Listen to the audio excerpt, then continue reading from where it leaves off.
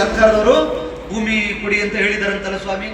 ನಿಂತ್ಕೊಮ್ಮ ನಿಂತ್ಕೊ ಅಂತ ಅಲ್ಲಿ ಒಳಗಡೆ ಕರ್ಕೊಂಡು ಹೋಗ್ತಾನಲ್ಲ, ಅವನಿಂದ ಹಿಡ್ಕೊಂಡು ದೊಡ್ಡ ಮನುಷ್ಯನ ತನಕ ಲಂಚ ಕೊಡಬೇಕು. ಇದೇ ನಿಮ್ದೇ ಜಿಲ್ಲೆನಲ್ಲಿ ಲಂಚ ಕೊಡಕ್ಕಾಗದೆ ಪಾಪ ಒಬ್ರು ಇನ್ಸ್ಪೆಕ್ಟರ್ ಆತ್ಮಹತ್ಯೆ ಮಾಡ್ಕೊಂಡು ಸುತ್ತೋದು. ನಿಜ ತಾನೆ? ನಿಜನಾ?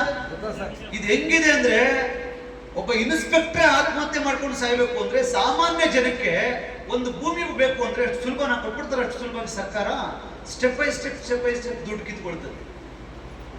ಆಯ್ತು, ಅಲ್ಲೂ ಲಂಚ ಕೊಟ್ರಿ ಸಾಲ ಮಾಡಿ ಅಂತ ಇಟ್ಕೊಳ್ಳಿ. ಫೈನಲ್ ಆಗಿ ಭೂಮಿ ಸ್ಯಾಂಕ್ಷನ್ ಆಗ್ಬೇಕಾದ್ರೆ ಯಾರು ಸೈನ್ ಹಾಕ್ಬೇಕು? MLA ಸೈನ್ ಹಾಕ್ಬೇಕು.